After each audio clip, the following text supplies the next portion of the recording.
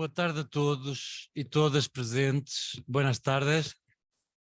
Yo voy a hablar, no voy a hablar portuñol esta vez porque estoy en mi casa, voy a hablar portugués despacio, ¿ok? Eu queria apenas dizer que para mim, pessoalmente, para a Universidade do Porto e para a cidade do Porto, foi uma enorme honra e uma enorme alegria tê-los a todos aqui. Espero que tenham verdadeiramente aproveitado a ciência, a cidade e aqueles que ainda vão continuar um pouco mais entre nós, aproveitar o sol que nós tentamos negociar com algum sucesso.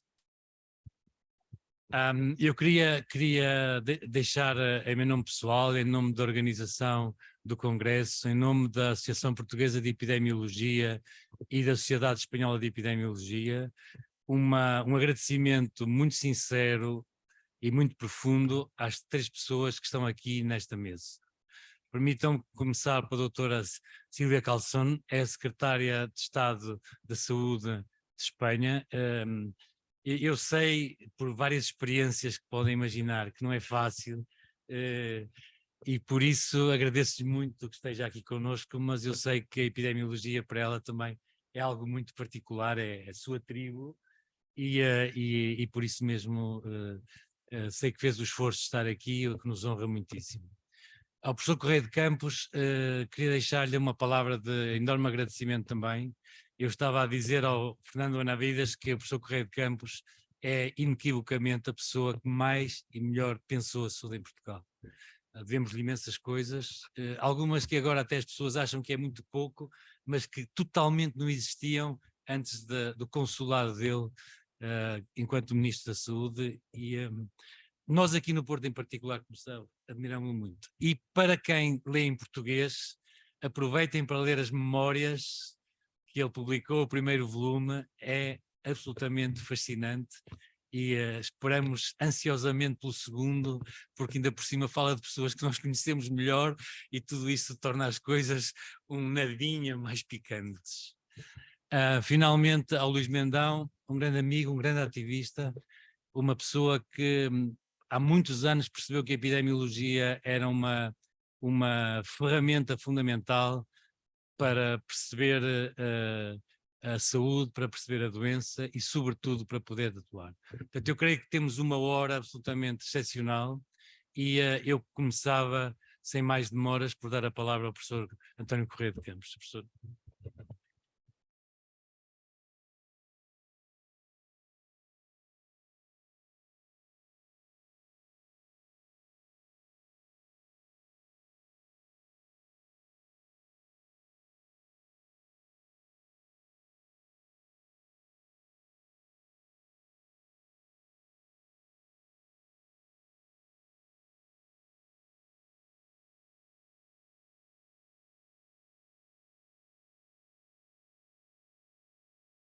Ok, muito obrigado, Henrique, e muitos parabéns aos organizadores deste encontro, às duas comunidades científicas que o organizaram e sobretudo aos presentes que resistiram até esta hora e esta parte do encontro para ouvir, pelo menos da minha parte, um conjunto de banalidades.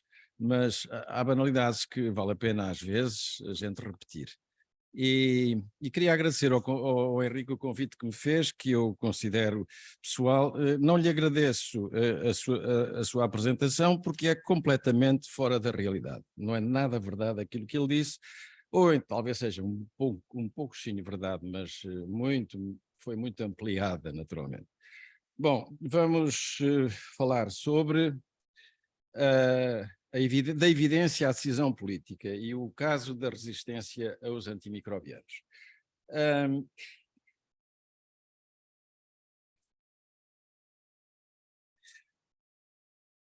O meu primeiro slide retoma o mote deste congresso, Epidemiologia para construir o futuro, e eu chamo-lhe o esplendor da epidemiologia.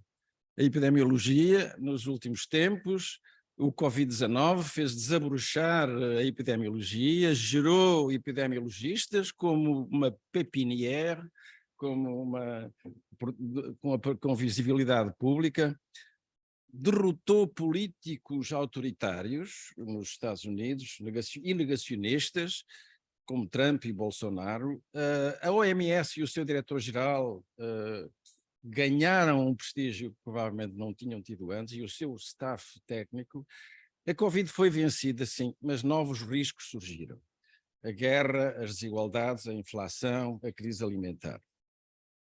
Bom, o que é RAM, resistência aos antimicrobianos, ou antimicrobial resistance, o que é? É evidente que os antimicrobianos são agentes destinados a aniquilar ou inibir o crescimento de micro-organismos, e podem ser, normalmente, classificam-se em 4 grupos: os antibióticos, os fungicidas, os agentes antivirais e os parasiticidas.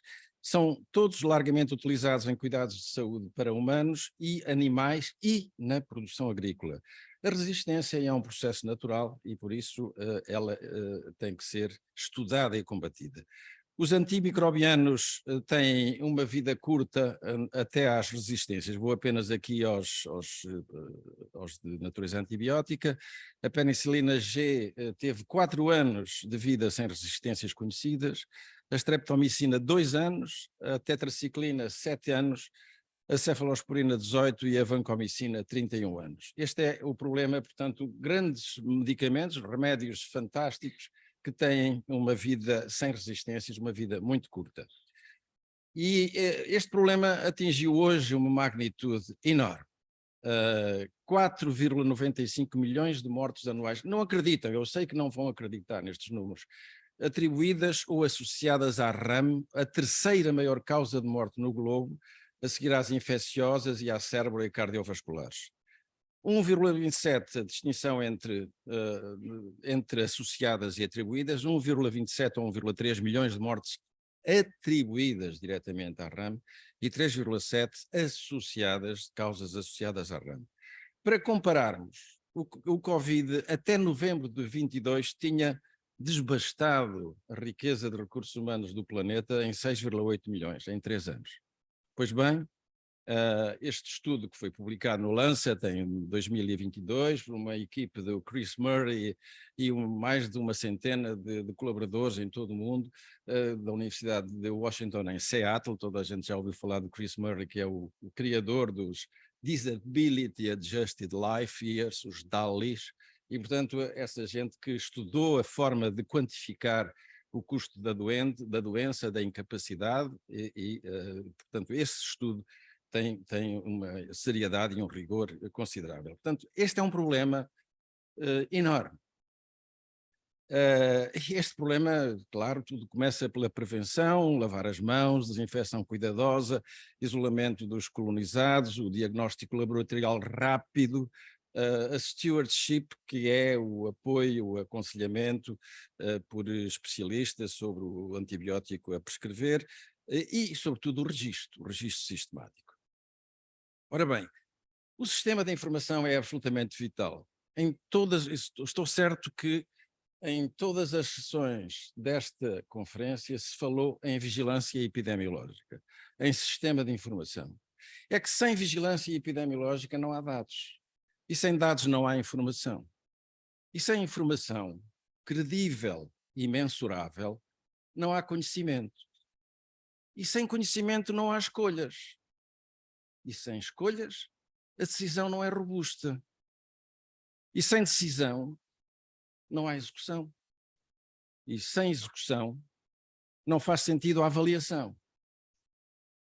E sem avaliação, não há mudança. E sem mudança, não há progresso. Isto é uma cadeia inelutável. E, portanto, o sistema de informação é a espinha dorsal de todas estas decisões. Bom, o sistema de informação da resistência aos antimicrobianos é frágil e mutante. É frágil, em primeiro lugar, porque é recente, tem 30 anos. Nós temos um sistema de vigilância epidemiológica das doenças transmissíveis há mais de 120 anos, provavelmente, ou até mais.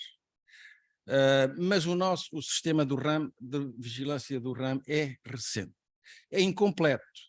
tem muitas omissões, tem muitos erros, muitas não declarações, muitos receios de declarar, muitas omissões deliberadas de não declarar. Não acompanhou a transição demográfica, porque a incidência das resistências, como estava a apontar para a sessão anterior, numa sessão anterior onde eu estive, há uma associação direta com a idade. E a transição demográfica fez-se a caminho do envelhecimento progressivo. E esse envelhecimento rompeu por completo os padrões tradicionais da vida na Europa, pelo menos. Porquê? Porque destruiu a família pluricelular. É impossível ter hoje em casas sem condições os idosos na família pluricelular ou na família de várias gerações. Desapareceram as famílias de várias gerações, começa por aí, e portanto os idosos são colocados, os mais viejos são colocados em residências, e as residências umas são boas, outras são assim, outras são menos boas. E, portanto, o doente crónico é muitas vezes idoso e muitas vezes institucionalizado, é enviado ou reenviado de serviço para serviço. Quando temos um sistema de saúde que mistura, que combina o setor público, o setor privado e o social, isto aumenta a confusão, porque as migrações entre os setores, dos doentes entre os setores, quer do setor privado para o setor público, normalmente são assim que as migrações se fazem, quando se esgota o seguro individual das pessoas da classe média que têm dinheiro para pagar um seguro de saúde, não confiam no Serviço Nacional de Saúde e vão ao setor privado, e depois, quando a infecção se declara, aqui de El Rei, vamos então transferi-lo para o setor público, onde ele será, que é o seu último recurso. E, portanto, é difícil também promover a intersetorialidade. É muito difícil falar a saúde, falar com a agricultura, com a pecuária, com o meio ambiente. Parece que não, que damos-nos todos bem, os ministros dão-se todos lindamente, encontram-se todas as semanas, mas continuamos em silos, em separações verticais. Isso em todos os países, em todas as estruturas, não é impossível. Há N tentativas no mundo para reorganizar os governos numa outra lógica, mas é completamente impossível sair daqui. E portanto, daí se ter criado a nível internacional, onde estas regras de poder também existem, mas e as ambições de poder são mais fluidas, a criação desta ideia da uma só saúde. O que é isto da uma só saúde? É um esforço conjunto das organizações relevantes em saúde humana, saúde animal, saúde alimentar, saúde das plantas e do ambiente, para desenhar e promover medidas de prevenção e controle da infecção e uso responsável e sustentável dos antimicrobianos. 4 agências das Nações Unidas reuniram-se, a WHO, a Organização Mundial de Saúde, a FAO, da Agricultura, a Organização da Saúde Animal e a United Nations Environmental Program, o Programa Ambiental das Nações Unidas. Juntaram-se todas e procuraram criar um grupo que faça advocacia, que faça, não é que vá aos tribunais, mas que faça advocacia, defesa, que promova a ideia da necessidade de intervenção. Dou-lhes um exemplo, o G7 de Hiroshima, que teve lugar em 20 de maio último, fez sair um comunicado onde, entre várias coisas, acerca da saúde e da One Health, reconhecendo a rápida escalada universal da RAM, confirmam o seu compromisso em desenvolver incentivos push e pull para acelerar a investigação e desenvolvimento de antimicrobianos, bem como para promover o acesso e aconselhamento para a sua utilização prudente e apropriada. As Nações Unidas vão ter uma grande conferência anual em 2024, quando da Assembleia Mundial, de setembro do próximo ano, e lá este assunto vai ser mais debatido. Bom, porque é que isto nos preocupa do ponto de vista, e porque é que eu escolhi este caso para olhar para o conteúdo da evidência, do trânsito da evidência à decisão clínica? Primeiro porque o pipeline dos antibióticos está em rápido declínio. As resistências surgem mais depressa que as novas moléculas. A indústria farmacêutica prefere investir em produtos de toma continuada, que duram até que as pessoas vão tomando até ao fim da vida, porque felizmente os antibióticos curam ou tendem a curar e, portanto, ao fim de 10 dias ou mais algum tempo, deixam de ser tomados.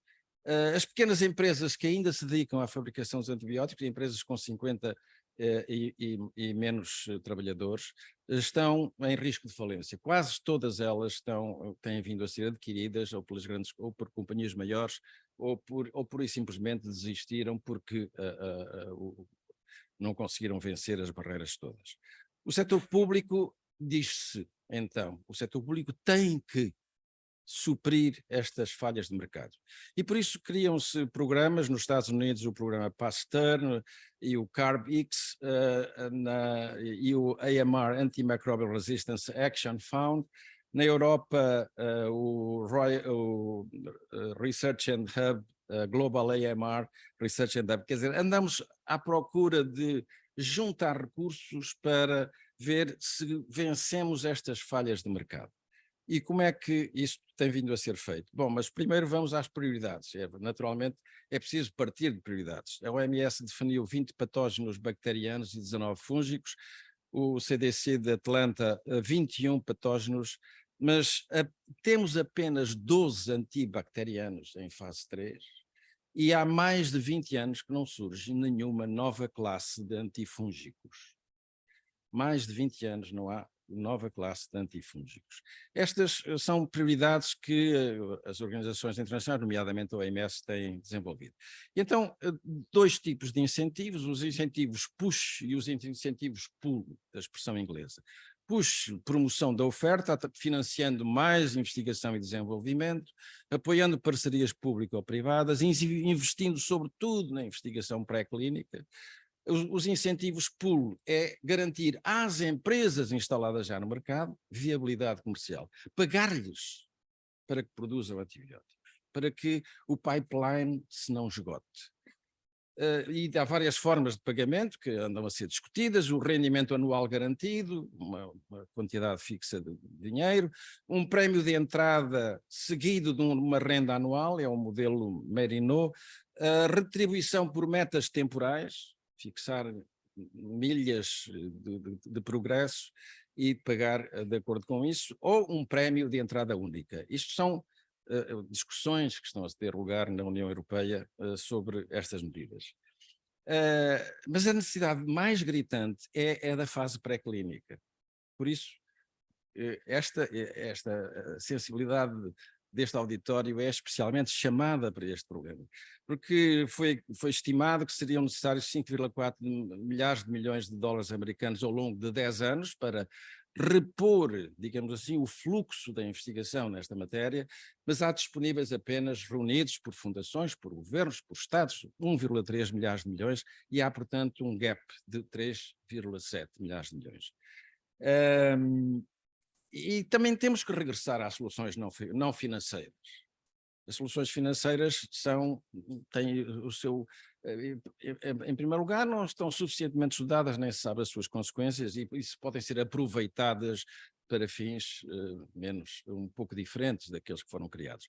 E, portanto, temos que regressar às soluções que reduzam a incidência, através da prevenção, através da rapidez no diagnóstico, de bench to bed. Este é um conceito que os infecciologistas conhecem muito bem, sabem que quanto mais curto for o período de tempo entre o início da terapêutica digamos assim, o resultado do diagnóstico laboratorial, melhor. E, portanto, há que esta expressão bench to bed significa trazer o laboratório mesmo até à cama do paciente para poder haver ali assim uma resposta rápida e que evite a terapêutica empírica, que é uma das prováveis causas das resistências.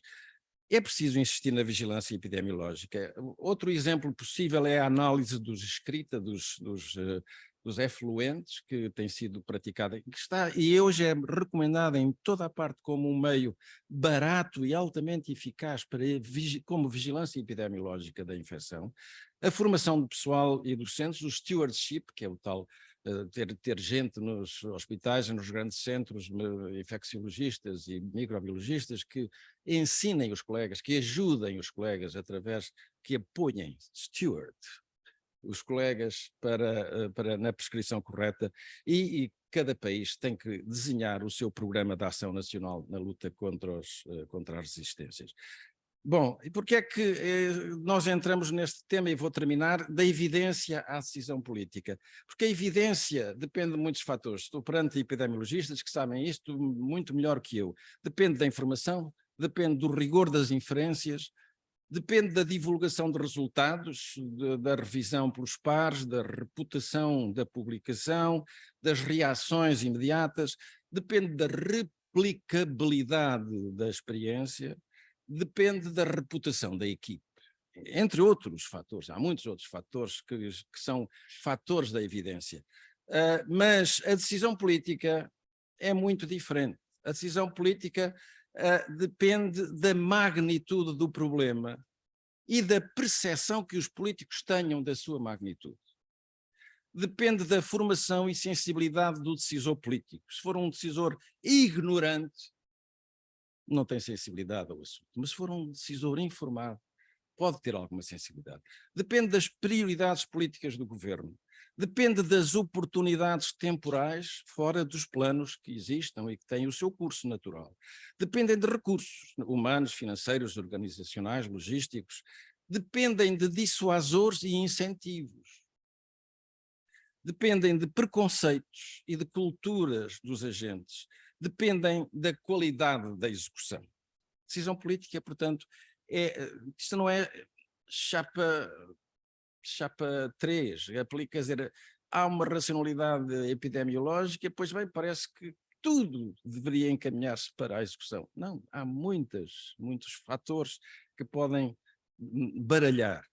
No caso do RAM, existe magnitude do problema, toda a gente sabe que o problema é grande, existe toda a gente não, muita gente, e talvez a partir de hoje os presentes nesta sala tenham percebido que o problema é grande, espero, que existem meios suficientes, pois que vivemos nas sociedades mais ricas do globo, existe conhecimento científico e existe uma dinâmica, sobretudo criada após o Covid, mas não existe informação completa. A vigilância epidemiológica é ainda insuficiente. Os decisores políticos não estão suficientemente informados. E eu congratulo muito por estarem presentes nesta sala dois decisores políticos, duas decisoras políticas dos nossos dois países. O contacto direto com o problema depende, não existe contacto direto com o problema, passa-nos um pouco ao lado, é a mulher de um amigo que morreu com uma infecção hospitalar, não sei onde, ou é o meu amigo da escola primária que morreu no hospital tal, que não sei o quê, ou, enfim, isso tudo nos passa ainda muito longe. E, portanto, não temos reconhecimento da prioridade deste problema. Mas, no entanto, há oportunidades. Há oportunidades porque precisamos de aprender com o Covid. E eu fico muito satisfeito e com os erros e os sucessos. Eu fico muito satisfeito por saber que ao longo destas sessões, neste congresso, neste duplo congresso, houve imensa recuperação de conhecimento coligido e gerado no Covid. Temos uma oportunidade, é que o pipeline dos antibióticos se está a esgotar.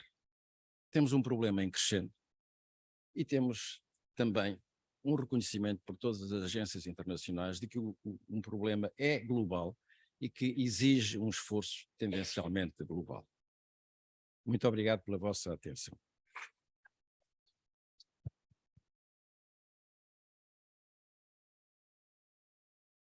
Muito obrigado, professor Correia de Campos. Eu dava agora a palavra ao Luís Mendão e pegando em algumas coisas que até já foram aqui ditas, os epidemiologistas aqui presentes sabem que a gente que gosta muito de classificar coisas, fala em investigação que é dirigida pela curiosidade, fala em investigação operacional e falo em investigação para a advocacia, como foi aqui falado. O Luís é seguramente das pessoas que eu conheço que mais usa o conhecimento para fazer advocacia e penso que por isso a reflexão dele vai ser-nos extraordinariamente útil, Luís. Muito obrigado por estar connosco.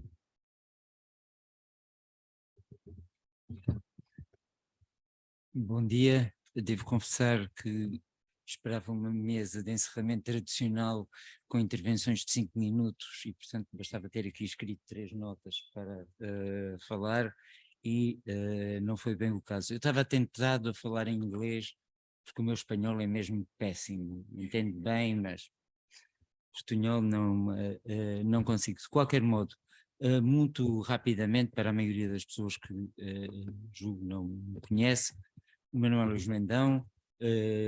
Em 1987 fundei a primeira associação não governamental para o estudo das políticas de drogas e reforma das políticas de drogas, que era um problema gigantesco que começava a ter-se uma noção muito clara do que poderia vir a representar e representou, quer com a associação com a SIDA, quer com a hepatite C, quer com uma série de outras coisas. Aliás, acho que a epidemiologia sobre o uso de drogas e as pessoas que usam drogas não tem sido muito bem feita, exceto honrosas exceções, e podíamos ter muito mais dados de qualidade que aqueles que temos. Depois, em 1994, ajudei a fundar uma associação só de VIPs, que se chamava SOMA, Associação Portuguesa Antiproibicionista, de que o Paulo Mendo, que é um ex-ministro da Saúde dessa época, em 94, não aceitou participar, mas escreveu um artigo a apoiar-nos sobre o trabalho que nós pretendíamos fazer, e devo dizer que o político, tem vários, que eu não sou mau, o político que mais me encheu as medidas foi o presidente Jorge Sampaio, e penso que o percurso dele na saúde deu algumas contribuições civilizacionais tremendamente importantes, e portanto depois fui diagnosticado com SIDA já há muito, lá no fim, e também com hepatite C. Acho que as duas coisas não foram em simultâneo. Acho que a hepatite C foi de heroin chic, quando eu era um jovem estudante em Paris e às vezes ia a Londres, e injetei heroína e cocaína, assim de uma maneira muito experimental, mas depois tive que pagar o preço para sair. Acho que naquela altura ainda não havia VIH em circulação, e julgo que depois, por causa da minha sexualidade heterodoxa e não monogâmica, me infectei mais tarde com o VIH, provavelmente em 87, porque a minha médica de família, mas que era privada, tem uns registros tão claros do que seria um síndrome de seroconversão, que aquilo me parece que é mesmo o momento da infecção. Quando fui diagnosticado, e vou mesmo tentar ser curto nesta parte, toda a informação disponível que havia, a não ser em meios muitíssimo especializados, é que eu teria no máximo aí um ano de vida, e portanto o que tentei foi organizar-me para viver aquele ano de vida, resolver algumas questões que eram muito importantes para mim, não deixar problemas para os familiares que cá ficavam e amigos, etc. E portanto recusei que me explicassem qualquer coisa mais sobre novos medicamentos, investigação, ensaios clínicos. Eu disse, eu sou grande, tive uma vida que gostei de ter, sei que não há não se escapa daqui, e portanto quero concentrar-me nas coisas que eu quero fazer. E só um ano mais tarde, quando o Kamal Mansinho disse, Luís, a gente está a aprender consigo porque foram os primeiros doentes que fizeram tratamento triplo, etc. E por isso você tem que encerrar aí essa sua agenda de que no outono vai de extra para melhor, porque nós não sabemos, até pode ir, mas portanto passaram 27 anos.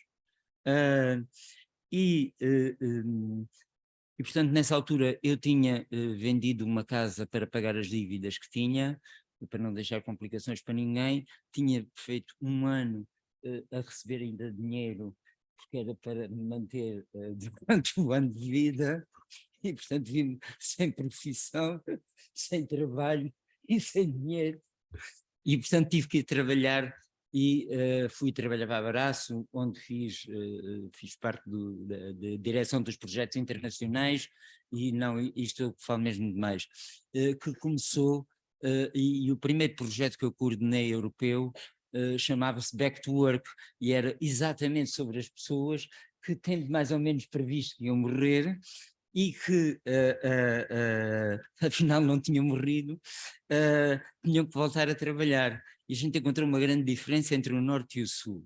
Era, no Norte ninguém queria voltar a trabalhar porque tinham benefícios sociais maravilhosos. Eu tinha uma pensão, na altura ainda em escudos, mas que agora se traduz para aí por 200 euros, uma pensão de incapacidade, embora tivesse descontado durante 19 anos, e portanto era obrigatório que a gente voltasse a trabalhar. Nós pomos muita... portanto, a sociedade civil e as organizações não governamentais, para mim, têm que funcionar de acordo com a melhor ciência, fomentar a investigação e produção de conhecimento, temos que ser exigentes e monitorizados naquilo que fazemos. Isso é uma das coisas que nós mais nos queixamos, é a ausência de monitorização, avaliação sobre a execução daquilo que fazemos, porque pensamos que não é possível, para além das amizades e das conversas, etc., haver decisões informadas de alocação de recursos e de zonas prioritárias, etc., se não houver avaliação sobre a execução daquilo que nós fazemos para funcionar. Temos um segundo problema, e já lá vou ao que a gente quer dos epidemiologistas, e mandem-me calar quando for a altura. Temos um segundo problema, que é que provavelmente em todos os países, mas aqui em Portugal sinto mais isso porque vivo em Portugal, é relativamente fácil transferir um orçamento e um financiamento de um ano para o outro. Mesmo sem avaliação, mesmo que aquilo não tenha servido para nada, etc. Fazer um financiamento para qualquer coisa nova é muitíssimo mais complicado. E, portanto, nós corremos o risco, também na ciência, eu sei que a ciência não tem o dinheiro que precisa de ter, mas continuo a pensar que mesmo assim, há dinheiro e recursos mal empregos em ciência fútil, em ciência não de grande qualidade, em alguma ciência que foge até aos padrões da ética e da responsabilidade, etc. Portanto, ao mesmo tempo que reivindicamos mais recursos, porque uma sociedade sem conhecimento é uma sociedade sem mudança e a civilização tende a estagnar-se, a gestão criteriosa, mas célere e com flexibilidade dos recursos tem que fazer parte dos nossos decisores, dos políticos que são eleitos, e estou muito contente de viver em democracia, e num Estado de Direito, mas o nível de exigência para connosco próprios tem que ser igual em todos os setores. E queria dizer que outra grande dificuldade que nós temos, e continuarei a ir, o que é que a gente precisa dos epidemiologistas e da saúde pública, individual também, um dos nossos grandes problemas é que o modelo que nós temos de atribuição de financiamentos é centrado, no nosso caso, maioritariamente, no fornecimento de serviços a custo relativamente baixo.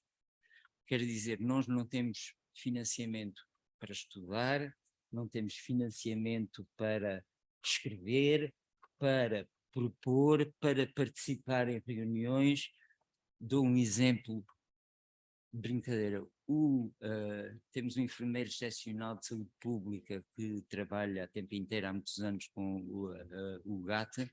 O governo levou-o a custo zero para participar num grupo de trabalho que leva 5 horas ou 10 horas por semana, ou uma coisa qualquer, e o GATA, uma associação que está sempre no risco da falência, não recebe coisíssima nenhuma por fornecer este recurso. O professor Henrique Barros também de vez em quando recruta lá uns dos melhores para virem cá para cima fazer doutoramento, e depois a gente não tem dinheiro para lhes pagar quando eles acabam o doutoramento.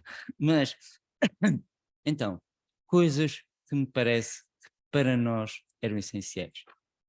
Nós, no meu caso, trabalhamos com VIH e SIDA, com hepatites virais, com tuberculose, com infecções sexualmente transmissíveis, com saúde sexual em geral, com saúde nos consumos de substâncias psicoativas, aditivas ou não, e esta população é composta também por uma série de grupos-chave que tendem a escapar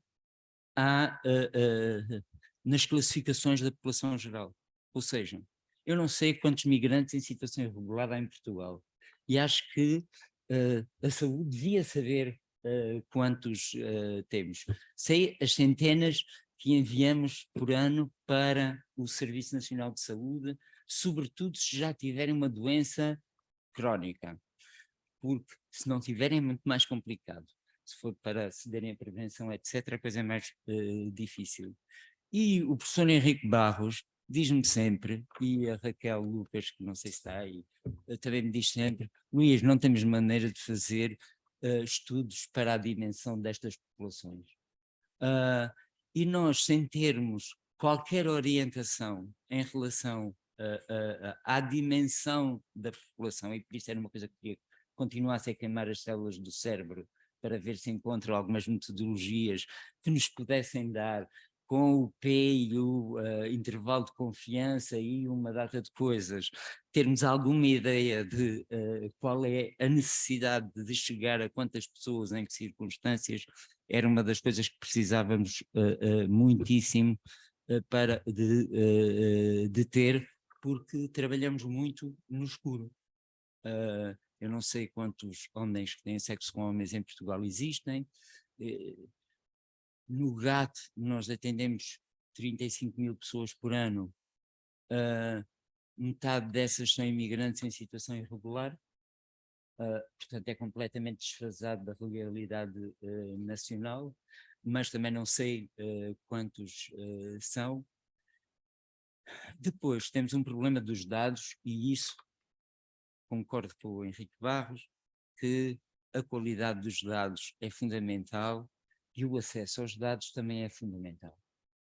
Em Portugal há uma política, uma situação de quintas e quintinhas e quintais, etc., em que todos guardam uns dados ali tremendamente, e é muito difícil de haver verdadeira ciência com aquilo que era importante para depois a doutora Margarida Tavares poder tomar decisões que são sempre complicadas. Há outra questão que me parece que é fundamental, que os epidemiologistas e a saúde pública também façam, é avaliar o impacto das medidas que são tomadas.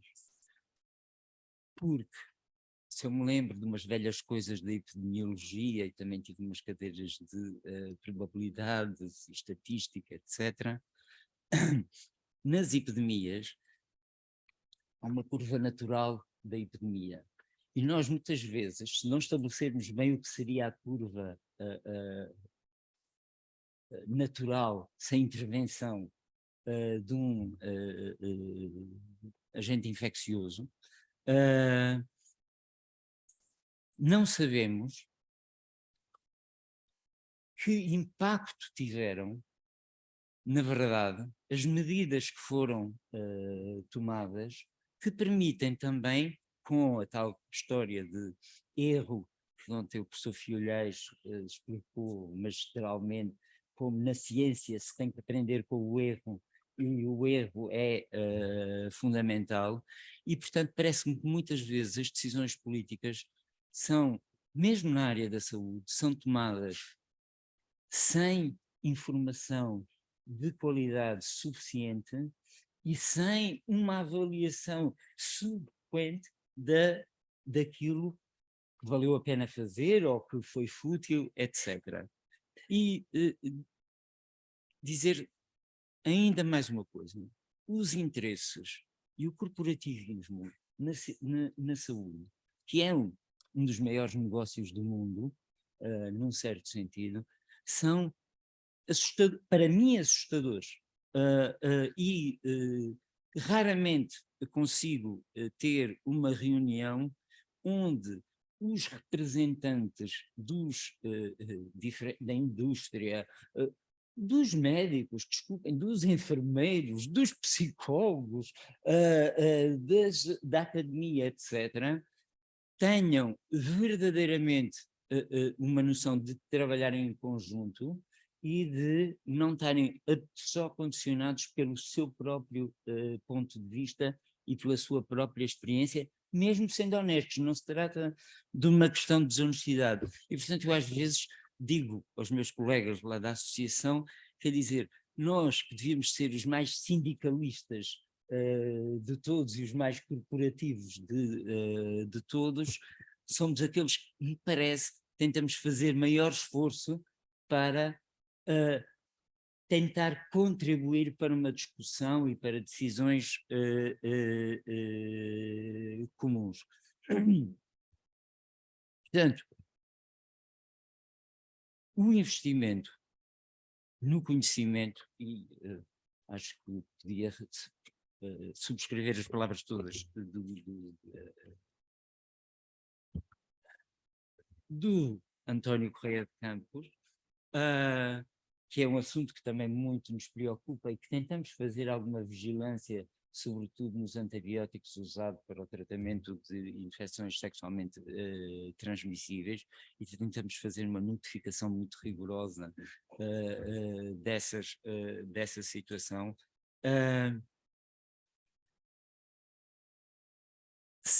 São desafios que nós lançamos muito sistematicamente sobre o ISPUP e o Henrique Barros e a Paula Meireles e uma data de pessoas. Nós temos essa característica, provavelmente, de sermos muitíssimo persistentes, mas de muito desassossegados, e portanto entre as duas coisas estamos sempre a inventar alguma coisa nova e depois voltamos à coisa que já estávamos a dizer há 5 ou 6 anos em relação a isso. Mas reparem, este é um momento em que temos uma maioria absoluta no governo, que temos governantes informados e com boa vontade, porque isso é também muito importante, e que é um momento onde se pode agora, com vista ao futuro, tomar algumas decisões, por exemplo, em relação aos dados, à informação e a uma série de outras coisas que são absolutamente essenciais para planearmos e usarmos bem os recursos finitos que cada sociedade tem. Última coisa, as infecções, as doenças transmissíveis foram dadas como mortes um pouco precocemente. E podemos ver o que aconteceu com o mundo parado por causa da Covid. E última coisa, eu acho que a ciência tem que ser independente, mas a ciência do ponto de vista humano não pode ser neutra. Neutra no sentido... E ouvimos discursos que me parecem de um totalitarismo total e de um moralismo de baixa qualidade total em relação a quais são as soluções para fazermos prevenção, para fazermos diagnóstico, para fazermos o tratamento, etc. E, por isso, uma epidemiologia e uma saúde pública não assente na democracia, na liberdade, nos direitos humanos, parece-me uma epidemiologia e uma saúde pública com enormes riscos no qual a gente não gostava de participar. Muito obrigado. Obrigado.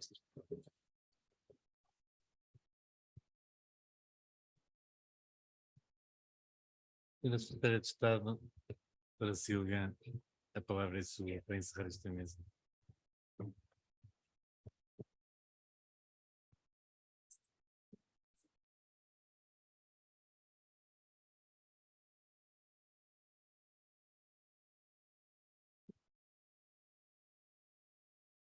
Muito obrigado, Enrique. Muchas gracias. Buenas tardes a todos. Hablaré en español, intentaré hacerlo de la forma más lenta que pueda. Bueno, lo primero que quiero hacer es agradecer a los organizadores la invitación a participar en este evento, que para mí tiene mucho de reencuentro con caras conocidas y queridas después de unos años en los que no he podido asistir. Y lo segundo que quiero hacer es pedirle disculpas a los organizadores por modificar ligeramente el título del debate de esta mesa, porque sí que me gustaría hablar de cómo la epidemiología ha influido, influye y tiene que influir muchísimo más en todas las políticas, no solo en las políticas netamente sanitarias o de salud, puesto que el resto de las políticas también determinan la salud de las personas. Y en primer lugar quisiera también, compartiendo con vosotros una reflexión, y además lo hago desde el más absoluto de los convencimientos. Yo creo que nos encontramos en un momento de oportunidad, un momento absolutamente histórico, un momento en el que vamos a manejar nuevas herramientas, pero sobre todo un momento en el que realmente esta profesión tiene poder de influencia. Venimos de 3 años atrás donde el foco ha estado puesto en la epidemiología. A nosotros nos parece normal y siempre nos ha parecido normal hablar de incidencia acumulada, pero no olvidemos que el resto de la población, de los ciudadanos, de cada uno de los hogares de nuestros países, de las empresas, de las administraciones públicas, se fueron familiarizando con términos nuestros y conociendo esta disciplina especialmente gracias, entre comillas, a la crisis por la COVID-19. La presencia en los medios de comunicación de compañeros, de colegas, de epidemiólogos, de profesionales de salud pública se multiplicó exponencialmente y todo eso genera, lógicamente, un poder de influencia. Quisiera ilustrarlo justamente con este libro. Claro, un libro de Steven Johnson, y lo curioso de este libro, que describe el brote de cólera, Jon Snow, Londres, etcétera. Lo curioso de este libro es que originalmente el autor lo escribió en 2006 y sin embargo en España no se publicó hasta 2020, justamente en plena pandemia. Me gusta el ejemplo, recomiendo el libro, por supuesto, porque explica también mucho de cómo concebimos hoy día, por ejemplo, las ciudades y nuestra disciplina, pero me gusta el libro porque al final acerca al público general, pues al que muchos consideramos el padre de la epidemiología moderna. Y fijaros qué curioso también que en el epílogo el autor, y ojo que hablamos de 2006, pues hace esta pequeña reflexión, ¿no?, sobre cómo se manejarían las futuras crisis y las futuras pandemias, que aparte de tener algo de premonitorio, me sirve para poner el foco en esa segunda pata de la oportunidad del momento en el que nos encontramos. Tenemos nuevas herramientas con las que John Snow, que ni siquiera tenían identificado a la gente, ni siquiera soñaba, como la secuenciación genómica en el estudio de los brotes, pero sobre todo, y por cuestiones de tiempo, me vais a permitir que ponga el foco en otra de ellas, en el mar de oportunidades que supone la ciencia de los datos. Toda la transformación digital, no solo la de los sistemas sanitarios, sino la transformación digital en general, nos está abriendo un océano de oportunidades. Contamos con más datos que nunca para la investigación, contamos con más datos que nunca que somos capaces de tener que transformar y de poder sacarle todo el jugo y transformarlo en un conocimiento útil, en un conocimiento que nos ayude a diseñar y a evaluar las políticas tanto de prevención de la enfermedad como de promoción de la salud o el propio manejo de los sistemas asistenciales. Mirad, de entre las muchas lecciones durante la pandemia, en España concretamente, con respecto a los sistemas de información y sobre todo en la primera parte, tuvimos una enseñanza importante. Sabéis que en España la gestión sanitaria de los servicios asistenciales y también de la salud pública depende de las 17 comunidades autónomas y de Engesa en el caso de las ciudades autónomas. Y teníamos un desarrollo de los sistemas de información totalmente asimétrico y que muchas veces no se hablaban lo suficientemente los sistemas propios de vigilancia y salud pública con los asistenciales, por lo cual hubo una dificultad para conocer qué es lo que estaba ocurriendo en nuestros hospitales, por ejemplo. Pero la parte buena de todo esto, además de la necesidad de hacia dónde queremos caminar, que es hacia unos sistemas que sí que sean escalables, que sean sostenibles en el tiempo y que sean interoperables entre ellos, es que a nosotros la crisis sanitaria nos sirvió para desarrollar determinados sistemas de información que se crearon ad hoc para poder disponer de una información de rigor y oportuna. Fueron varios. Simplemente mencionaré 3 de ellos. Por una parte, el cuadro de mando asistencial, que nos permitió conocer el número de pacientes ingresados en plantas de hospitalización convencional y de UCI de todos los hospitales, tanto públicos como privados. Por otra parte, el SERLAB, que ayudó a complementar la información sobre los resultados de pruebas diagnósticas frente a COVID-19, tanto en centros privados como públicos. Y especialmente me vais a permitir que destaque el RESVACU. Veo además aquí a Aurora Limia, la coordinadora de la ponencia de vacunas del Ministerio de Sanidad, que destaque el RESVACU. RESVACU fue el primer sistema estatal, primer registro estatal de vacunación de nuestro país, en este caso específico frente a la COVID-19.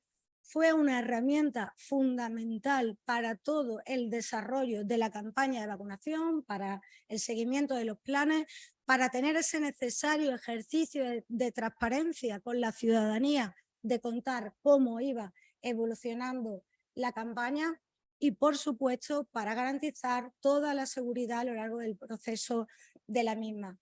Y es precisamente RESVACU quien sienta las bases, viene para quedarse, del nuevo sistema y futuro sistema de inmunizaciones estatal que se llamará SIBAIN, del que creo que se ha hablado en una de estas mesas. La segunda reflexión que quiero compartir con vosotros está de alguna manera relacionada con esta anterior, y es que la epidemiología y los sistemas sanitarios se necesitan mutuamente. La epidemiología es una herramienta básica para la gestión clínica y es una herramienta básica para el diseño de políticas sanitarias. Luis lo decía antes, necesitamos datos para ver qué intervenciones funcionan, para planificarlas, para evaluarlas, para saber cuál es el camino correcto. Pero es que la relación es de simbiosis. También nos necesitamos al revés. Y no podemos olvidar que precisamente los sistemas sanitarios suponen una de nuestras fuentes más preciadas de datos.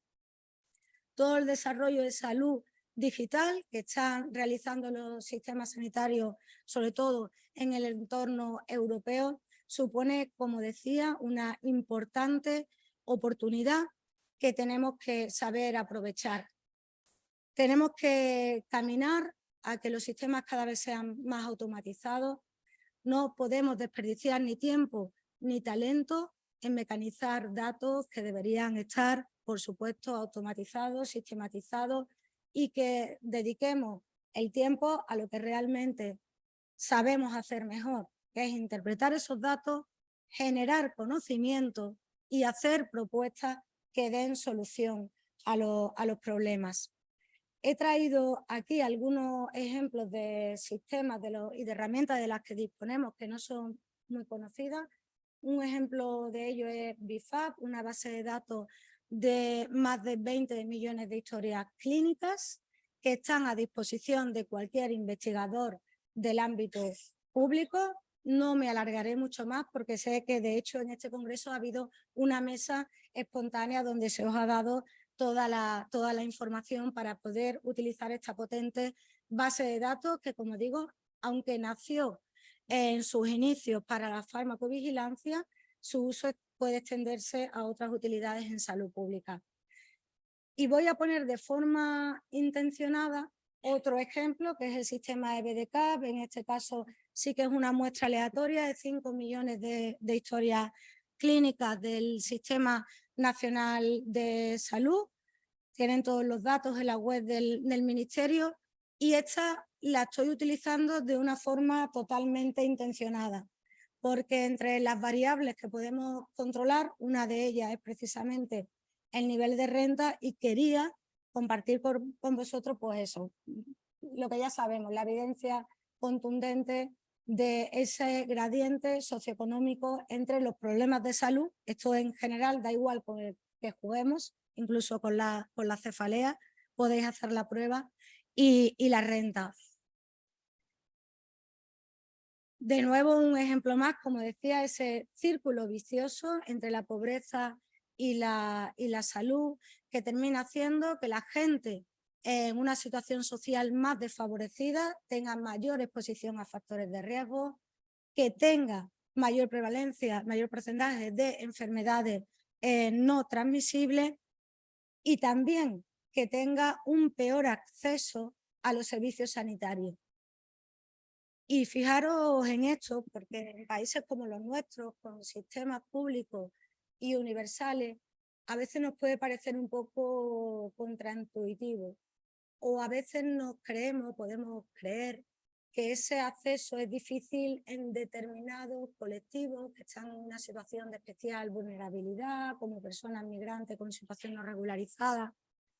Pero tenemos la evidencia suficiente de que el uso y la utilización de los recursos sanitarios, de los distintos niveles asistenciales, de los hospitales, de la primaria, de la urgencia y también de los recursos de salud pública, de los programas de cribado, es muy diferente en base al género, por ejemplo, pero también a la posición socioeconómica. Y si me permitís brevemente un ejemplo, lo voy a ilustrar con el caso del cáncer. Me parece sumamente interesante porque además de ser la segunda causa de mortalidad en Europa, el cáncer, como sabéis, en Europa llega a ser hasta 2,5 veces más frecuente en los hombres de un nivel educativo bajo frente a los hombres de un nivel educativo alto. Aquí tenemos, por ejemplo, el caso de los fumadores en España, donde vemos claramente reflejado esa diferencia entre los altos ingresos y los bajos ingresos, no tan marcado en Portugal, por cierto. Y aquí tenéis un ejemplo, como decía, de al final un servicio sanitario, que son los programas de cribado.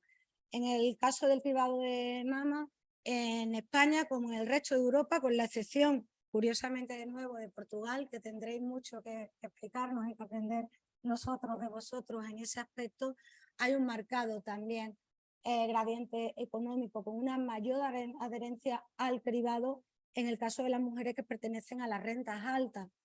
En el caso del cribado de Cervin no nos salvamos ninguno de los dos países y los dos encontramos esta brecha económica. Lo cual me lleva a una tercera reflexión. que es la importancia de que tengamos una visión global. Recordando aquella fábula del elefante, que algunos cuentan que lo tocaban unos ciegos, otros que eran científicos a oscuras, pero nadie sabía lo que estaba tocando y solo tocaban una parte del elefante. Uno veía una serpiente, otro veía un muro. No podemos caer en lo mismo. Hace falta una visión global y una visión global solo se obtiene mediante la comunicación. Igual que estos 6 de aquí deberían hablar entre ellos, nosotros tenemos la obligación de hablar con otros colegas, también con colegas que se dedican a otros campos de conocimiento, de expertise distintos al nuestro, pero también de trabajar y de colaborar con otras disciplinas. Y el ejemplo más claro de esto, de que a veces esas líneas imaginarias que nosotros no tenemos más remedio que trazar, hasta para organizar un congreso entre las enfermedades transmisibles, el bloque del departamento de las transmisibles, el de las no transmisibles, los determinantes sociales, son solo líneas imaginarias. En realidad, la realidad es mucho más compleja y la COVID-19 nos lo ilustró perfectamente. Sé que ha habido una mesa sobre desigualdades en este congreso, enhorabuena a la organización sobre desigualdades y COVID, porque efectivamente era algo que veíamos desde el principio, ¿no? Recuerdo esta editorial de Horton Enlaces donde ya hablaba de sindemia, porque eso no era una pandemia, era una sindemia, había una interacción entre lo biológico y entre lo social. No se trataba solo de que la gente en una menor escala socioeconómica tuviera una mayor exposición al virus por las condiciones de empleo o de la vivienda. Se trataba también de que los casos tenían una mayor gravedad cuando había una comorbilidad, cuando había patologías que suponían un factor de riesgo, entre las que en España claramente nosotros sí que tenemos un clarísimo gradiente socioeconómico en la prevalencia de enfermedades crónicas. Se fue trabajando durante la pandemia, se fueron originando documentos como este de equidad y salud sobre análisis y propuestas para abordar la vulnerabilidad epidemiológica, pero me gustaría mencionar también especialmente este último, el de un grupo de trabajo multidisciplinar con distintos expertos que asesoraban al Ministerio de Ciencia, porque es un estudio que ponía muy el foco en la necesidad de evitar que esta crisis originara un incremento mayor, aumentara el gap de la desigualdad y sobre todo en el papel que las transferencias públicas y que las políticas que no eran sanitarias, es decir, políticas de educación, políticas de vivienda, políticas de empleo, podían tener en hacer que el efecto se viera amortiguado del aumento de la desigualdad.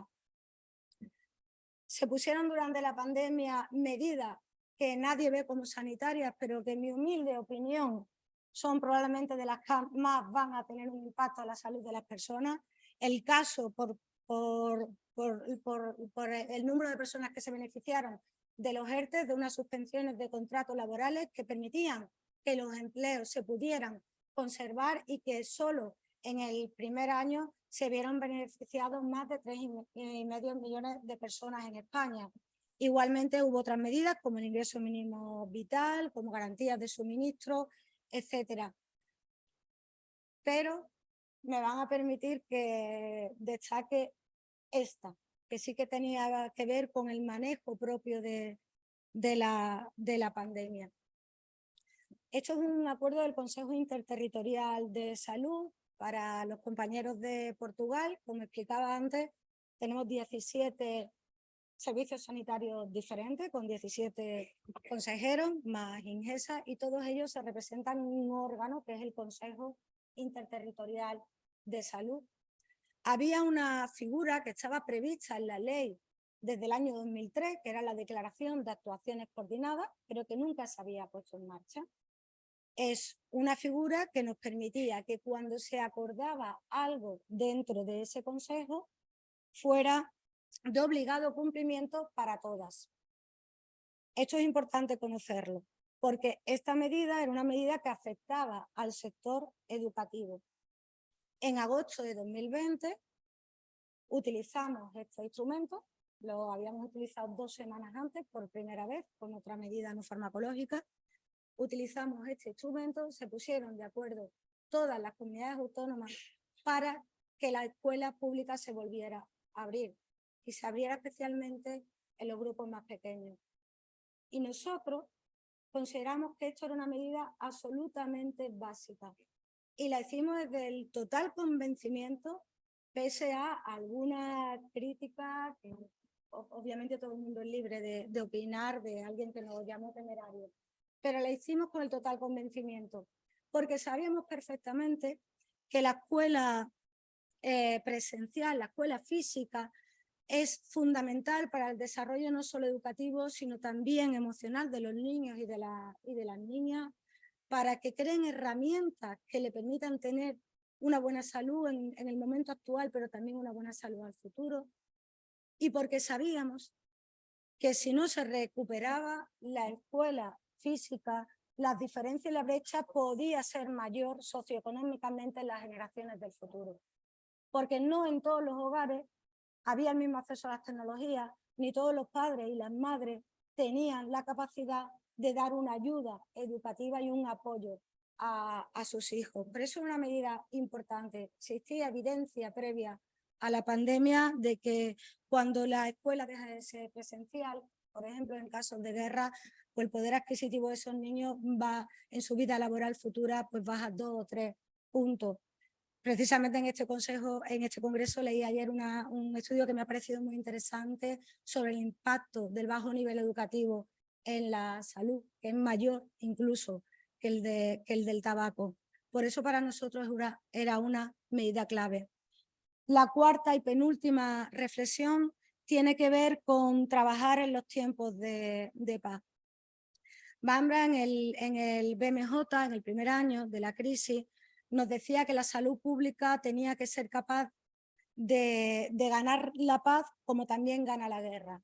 Él estaba poniendo el foco ahí en la necesidad de ir pensando a futuro que esta crisis no generara aún más desigualdades de salud. Y ahí me gustaría darle un poco la vuelta a la frase y a la reflexión para que entendamos la importancia de trabajar en los tiempos de paz. Por supuesto que venimos de una experiencia dura que nos ha condicionado a todos, por supuesto que es una prioridad para los sistemas y para la salud pública estar mejor preparados, poder vigilar mejor, pero además tener unos planes de respuesta mucho mejores de los que teníamos, por supuesto que lo es, pero vamos a dedicarnos también a trabajar, como diría Michael Marmot, en las causas de las causas. Este es el ejemplo, pobreza infantil. Gracias a las medidas de escudo social puestas en marcha, a día de hoy la desigualdad en la infancia y la pobreza infantil en España ha recuperado las cifras previas a la pandemia, que son muy similares a la de la crisis anterior de 2008. Pero ojo, las cifras anteriores no quiere decir que fueran unas cifras buenas. Tenemos que seguir trabajando. Este es un estudio sobre el coste de la pobreza infantil en España que hizo el alto comisionado encargado por el alto comisionado de la pobreza infantil, donde vemos esas realidades, ¿no? A título individual, cada niño que está en pobreza, en situación de pobreza, tendrá de media 5.000 euros menos de ingresos en la vida adulta. Pero es que además tendrán una mayor probabilidad de tener exceso de peso o de tener población, de tener depresión. Solo mirando estos ítems, el coste anual, lo estáis viendo ahí, es de más de 73.000 millones de euros. Lo digo para quienes se vean tentados de cuestionar que son necesarias las políticas de promoción de la salud. Nosotros por eso, esto a modo de ejemplo, queremos poner el foco en determinados programas durante este año. Concretamente he traído el ejemplo de uno que se enmarca dentro del Plan Nacional contra la Obesidad Infantil. Es un programa específico que se llama Patios Abiertos en Plan Bien, un programa pues, que persigue fomentar los estilos de vida saludables de una forma integral dentro del entorno educativo, cuando los niños y las niñas no están en el horario lectivo, implicando además a las familias, y lo hacemos porque es nuestra obligación hacerlo. O sea, es que en España 4 de cada 10 escolares tienen un exceso de peso. Y para colmo, es el doble en el caso de los niños que se encuentran en una situación más desfavorecida económicamente. Ahora mismo lo estamos pilotando en 24 centros educativos y la idea es, gracias a financiación del Fondo Social Europeo, poder ampliarlo hasta el año 2027, de manera que pueda llegar a 300.000 niños, niñas y adolescentes de todo el territorio nacional. Y la última reflexión por mi parte tiene que ver con el mundo en el que vivimos. Y no me puedo detener en todas, pero sí recordar que vivimos en un mundo rápidamente cambiante y que la epidemiología tiene la obligación de adaptarse a esos cambios veloces. Cambian las necesidades de salud de la población, cambian las herramientas de las que nos disponemos, esa revolución de la tecnología de la que hablábamos antes, que siempre tenemos que pensar que lo local al final es lo global y viceversa. Lo hemos vivido también con esta crisis, ya no hay prácticamente problemas que queden solo en lo local. Y por último, una reflexión, y de esta sí pondré algún ejemplo, sobre la necesidad de trabajar con ese paradigma de una sola salud, de esa interrelación clara entre la salud humana, la salud animal y la salud del medio ambiente. Don Antonio ponía un ejemplo, el de la resistencia a antibióticas, que para nosotros en España ha sido muy clave. La necesidad efectivamente de verlo también, no solo desde la perspectiva de la salud humana, sino también de la animal. En España desde 2012 existe un plan contra la resistencia antibiótica que probablemente sea el primer plan que se ha hecho con una visión de One Health, de una única salud, y que está permitiendo reducir el consumo de antibióticos en humanos y de forma además más exitosa todavía el consumo de antibióticos en veterinarios. No estoy aquí sacando pecho en absoluto, porque nuestras cifras tienen muchísimo que mejorar todavía, hay mucho camino por hacer, pero es cierto que vamos evolucionando y vamos dando paso. Otros proyectos y planes para que podáis profundizar si os interesan son el Plan Estratégico de Salud y Medio Ambiente, que se ha hecho de la mano del Ministerio de Transición Ecológica, que se aprobó el año pasado, que está organizado en torno a estos 4 bloques de cambio climático, contaminación, radiaciones y hábitat. Y salud, en el que se enmarca pues una de las últimas iniciativas. Esta está arrancando porque se creó a final del mes de julio este Observatorio de Salud y Cambio Climático como un órgano colegiado intersectorial con la participación tanto del Ministerio de Sanidad como el de Transición, el de Ciencia, la Agencia de Seguridad Alimentaria, Protección Civil, etcétera. Así que ya sin ánimo de alargarme mucho más, simplemente compartir con vosotros esas 4 últimas reflexiones que nos deben dar que pensar, ¿no? Que no nos olvidemos nunca de que estamos realmente en un momento de mucha visibilidad y que esto es una oportunidad histórica, insisto, que tenemos que trabajar no solo para prepararnos para la guerra, sino también para trabajar en los tiempos de paz, y que la sociedad, la ciudadanía vea útil y conozca cuál es nuestro trabajo, y que cada vez más la salud pública se tiene que entender con esa visión holística y transdisciplinar, que por supuesto incluye que la conducta individual hay que verla dentro de la perspectiva de lo social y, por tanto, como decía antes, nunca olvidarnos de las causas de las causas. Muchas gracias.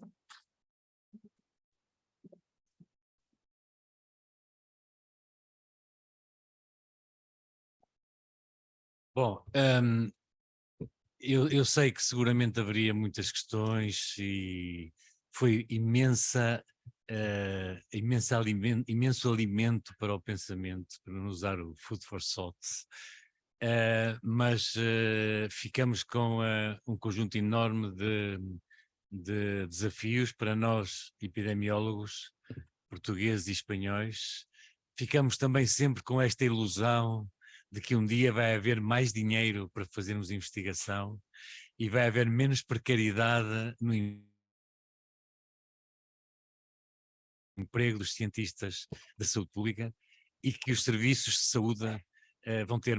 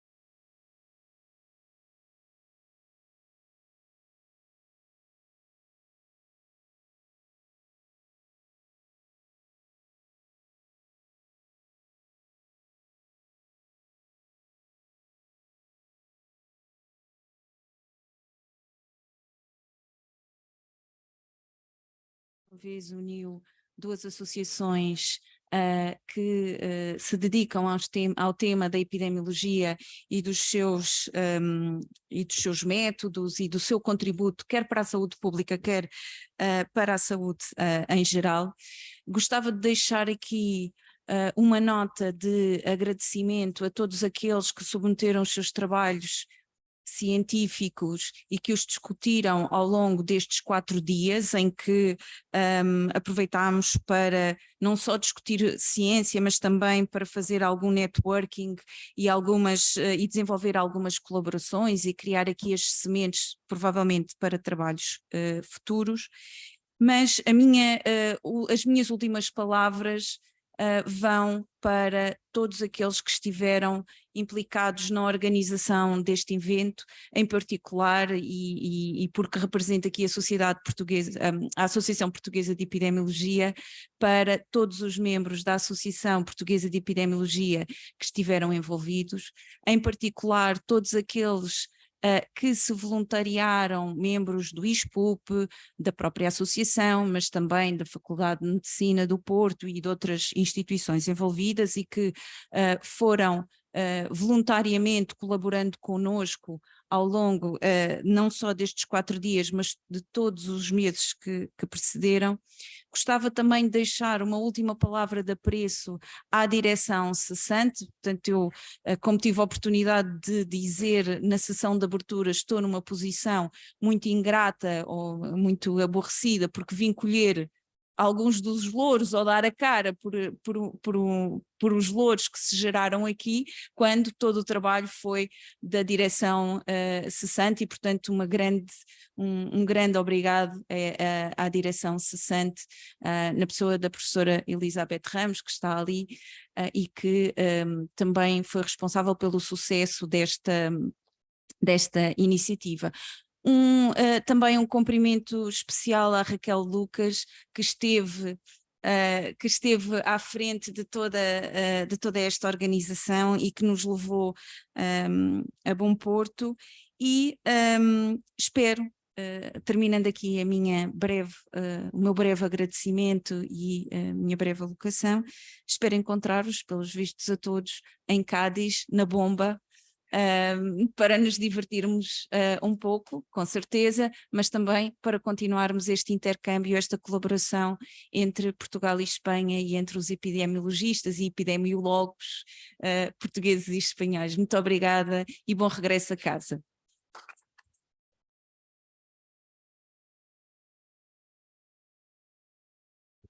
Com licença, peço desculpa, entretanto, se não ficava sem emprego. Agora sim, vamos dar início ao encerramento oficial do Congresso. E eu vou passar a palavra à Excelentíssima Senhora Vereadora da Câmara Municipal do Porto, a doutora Catarina Araújo. Obrigado. Muito obrigada a todos, muito boa tarde, é com enorme gosto que aqui estou. O Sr. Presidente, infelizmente, teve um impedimento de última hora da agenda, sorte a minha, privilégio meu, porque mais uma vez tenho a possibilidade de me juntar a tão importante fórum de discussão. Mas queria obviamente começar por cumprimentar a Senhora Secretária de Estado da Saúde, doutora Silva Cazón, com imenso gosto, bem-vinda também à nossa cidade de Porto, Senhora Presidente da Associação Portuguesa de Epidemiologia, professora Inês Fronteira, o Senhor Presidente da Associação Espanhola de Epidemiologia, o professor Óscar Zuriaga Lourenço, o Senhor Presidente da Direção do Instituto de Saúde Pública da Universidade do Porto, estimado amigo, professor doutor Henrique de Barros. Na sua pessoa quero aproveitar para cumprimentar todos os elementos da Comissão Organizadora e Científica do 8º Congresso Português e Espanhol de Epidemiologia, senhoras e senhores bastonários, caros representantes das demais autoridades da saúde aqui presentes, e vejo aqui algumas, minhas senhoras, muitos senhores, como dizia, é com enorme gosto que participo nesta sessão de encerramento deste congresso. Ao longo dos últimos dias foram analisadas e debatidas questões essenciais para o desenvolvimento médico, científico, tecnológico da epidemiologia. Quero, por isso, agradecer o convite dirigido pela Comissão Organizadora e pela Comissão Científica do Congresso, na pessoa dos senhores professores Raquel Lucas e professor Henrique de Barros. Quero também aproveitar para publicamente felicitar o ISPUP pela organização de um congresso de grande interesse público e de relevância médico-científica que reuniu reputados especialistas em epidemiologia dos 2 países ibéricos. É de enaltecer o facto do congresso ser uma iniciativa conjunta das associações portuguesa e espanhola de epidemiologia. Desta salutar parceria ibérica resulta uma massa crítica de excelência e uma rotina de partilha de conhecimento, colaboração científica e troca de experiências profissionais que potencia, estou certa, avanços da área da epidemiologia nos nossos 2 países. Permita-me que diga dos nossos 2 países. Gostava ainda assim de saudar a escolha do Porto para acolher este congresso. Como vereadora responsável pelo Porto da Saúde, fico duplamente satisfeita por ser a nossa cidade a reconhecer um encontro científico com esta dimensão, com esta importância e com esta projeção. O Porto é uma cidade com um dinâmico ecossistema científico, em particular nas ciências da saúde. Tem também fortes tradições no ensino e na prática médica, bem como instituições históricas de prevenção e promoção da saúde. Foi, aliás, nesta cidade que nasceu e se formou um dos pioneiros da saúde pública e da epidemiologia em Portugal, Ricardo Jorge. Importa ainda sublinhar que o Porto se tem afirmado como um dos centros nevrálgicos do cluster da saúde português. Na nossa cidade está sediado o maior instituto de investigação em saúde do país, o I3S, e várias outras instituições de investigação e desenvolvimento nesta área, como o Sintesis ou o ISPUP, que apresentam bons níveis de produção científica e gozam de inegável prestígio internacional. Em colaboração com as unidades hospitalares comprometidas com a medida translacional, como os hospitais de São João e de Santo António, vários centros de investigação da Universidade do Porto transferem conhecimento para o Serviço Nacional de Saúde, para a indústria farmacêutica, para as empresas de biotecnologia e para os laboratórios médicos. A pandemia veio reforçar a importância da epidemiologia para a segurança sanitária enquanto resposta à propagação de doenças infecciosas. Ficou clara a necessidade de promover o avanço da investigação e da inovação na área da epidemiologia, de forma a prevenir, controlar e combater eficazmente novas ameaças sanitárias. Devemos, pois, mobilizar o talento, os recursos das instituições científicas dedicadas à epidemiologia e, sobretudo, aproximar ainda mais a prática clínica da investigação. Perante o crescente risco de doenças epidémicas, é preciso trabalhar em ambiente colaborativo e interdisciplinar para garantir uma saúde pública mais informada, mais eficiente, mais inclusiva.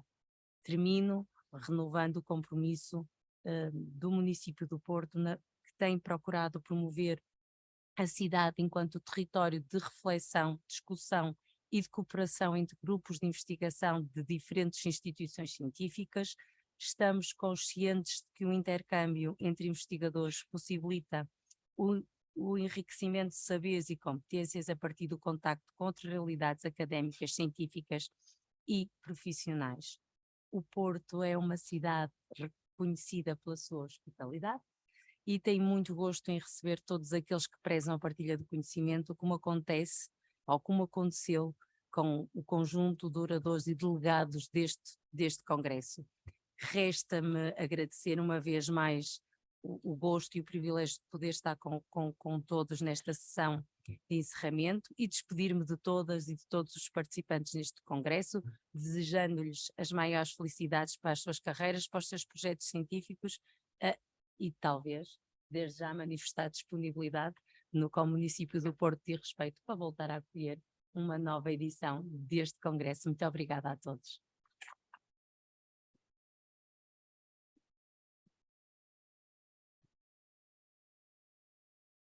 Muito obrigado, Dra. Catarina Araújo. Se calhar agora passava a palavra outra vez ao seu presidente da Junta Diretiva da Sociedade Espanhola de Epidemiologia, o professor Óscar Zorriaga.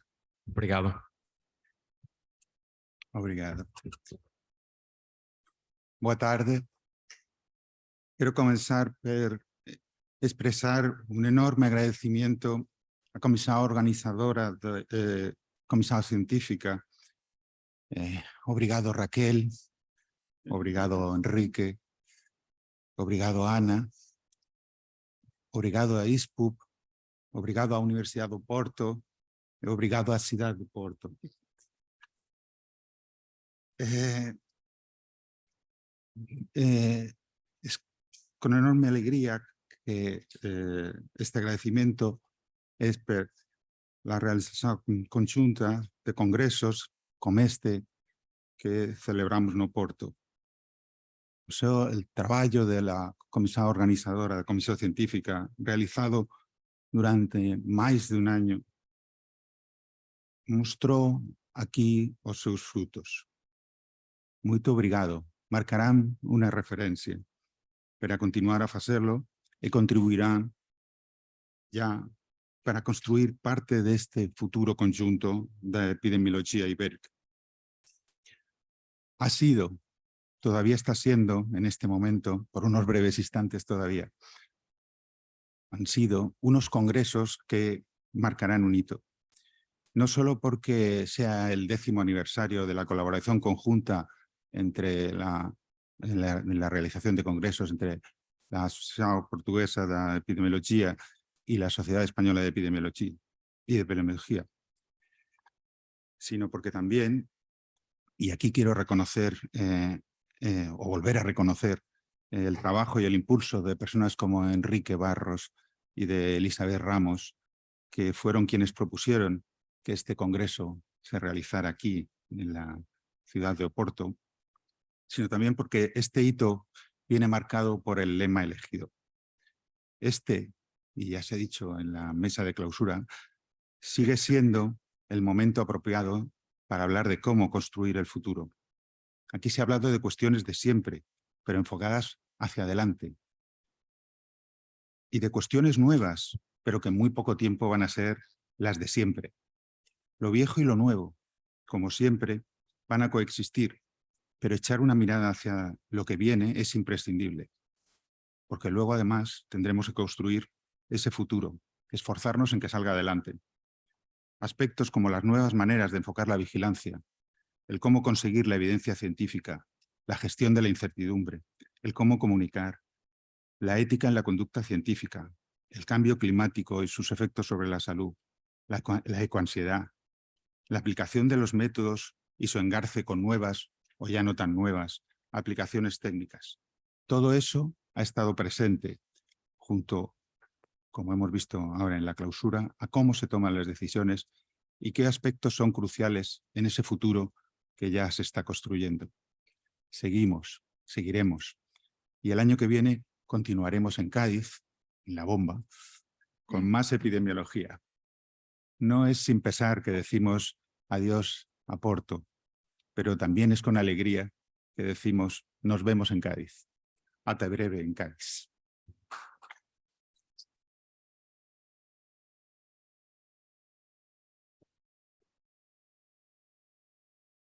Muito obrigado, professor Oscar Zurriaga. E agora vamos encerrar com a intervenção da assessora secretária de Estado, a doutora Silvia Calzone. Muito obrigado. Obrigado. Concejala de Salud y de Calidad de Vida de Porto, doña Catalina Araujo, presidente de la Sociedad Española de Epidemiología, Óscar Zurriaga, presidenta de la Asociación Portuguesa de Epidemiología, Inés Fronteira. Buenas tardes a todos. Bueno, yo me voy a dedicar prácticamente a hacer como hacía el presidente de la SE, dar las gracias. Soy muy de españoles, ¿no? Eso de ser, es de bien nacido el ser agradecido. Yo quiero dar las gracias a muchas personas y quiero comenzar dando las gracias a la concejala de la ciudad que nos ha acogido efectivamente con muchísima hospitalidad. Es un honor poder disponer de unas instalaciones y de un lugar como este para celebrar este evento científico. Como casi me acabo de bajar de la mesa, me acababa de bajar de la mesa y me volví a subir, quiero aprovechar para darle las gracias también tanto a Antonio como a Luis, con los que compartí mesa, toda su generosidad al compartir tanto sus experiencias como sus interesantes reflexiones. Y quiero darle las gracias a Raquel, a la presidenta del comité organizador y a todo el comité organizador. Y aquí hago un agradecimiento de verdad sincero. Yo creo que todos los que hemos pasado por la experiencia de vivir un evento de este tipo, en mi caso la tuve en el Congreso de la SED de Sevilla de 2016, sabemos la de meses de trabajo, o sea, los de Cádiz están empezando ya, seguro que se han salido y han empezado las primeras gestiones, la de meses de trabajo que hay de detrás, la de nervios para que todo salga bien, la de imprevistos a los que uno se tiene que enfrentar durante los días de desarrollo del Congreso. Así que muchísimas gracias a todo el comité organizador por mimar y por cuidar cada detalle. Gracias también al comité científico, porque ha sido un acierto total elegir el lema de este congreso. Un lema que nos inspira, que nos llama a la acción y que nos llama a hacernos partícipes de un futuro brillante para la epidemiología. Y una inspiración que nos ha acompañado a lo largo de los 4 días en total que ha durado el precongreso y el congreso. Pero yo estoy segura de que los 2 presidentes de las sociedades y que los organizadores del congreso me van a permitir que el mayor agradecimiento de todos, o al menos el agradecimiento más especial, lo haga para todos los ponentes y para todos los autores de las comunicaciones, porque sin ellos no hay congreso. Y cada una de las 1062 comunicaciones aceptadas en este evento científico, cada una de ellas sin excepción, nos están lanzando 3 mensajes muy potentes. El primer mensaje es la de sacrificio, la de horas de trabajo, la de semanas, meses y a veces años de trabajo y de investigación que hay detrás de cada una de ellas. La segunda, el mensaje de la generosidad, el compartir todo ese conocimiento generado con nuestros compañeros, con nuestros colegas y con toda la comunidad científica. Pero el tercero, y para mí es el más importante probablemente, es el de la importancia de trabajar en equipo. Cada comunicación tiene nombres y apellidos que nos están reflejando cómo se aúna todo ese talento, cómo se aúna conocimiento para que juntos vayamos encontrando respuestas a todos los retos, desafíos e inquietudes que tenemos en nuestro campo de conocimiento. Así que muchas gracias de corazón a todos y cada uno de los autores que habéis participado con comunicaciones en este congreso. A un congreso se viene humildemente, a un congreso, sobre todo cuando es de este nivel científico, se viene pues eso, con mucha humildad, a escuchar, a atender y a aprender. En mi caso, además, doblemente, ¿no? Porque aprendo como epidemióloga y espero también como miembro representante del Ministerio de Sanidad de España llevarme todas esas reflexiones, ideas y productos científicos para que nos sirva y nos acompañe en nuestro quehacer diario en el Ministerio. Así que estoy segura de que todos y cada uno de nosotros nos vamos a ir de aquí sabiendo más y sobre todo sabiendo mejor. Y como voy a terminar, que quería ser breve porque no quiero poner en riesgo mi invitación al Congreso de Cádiz, es la bomba. Así que como no voy a extenderme ni un solo minuto más, simplemente decir que hoy salimos de aquí con ilusiones renovadas y hoy salimos de aquí sabiendo que detrás de esa puerta empezamos otra vez a construir el futuro. Así que doy por clausurado el Congreso. Muchísimas gracias, muito obrigado.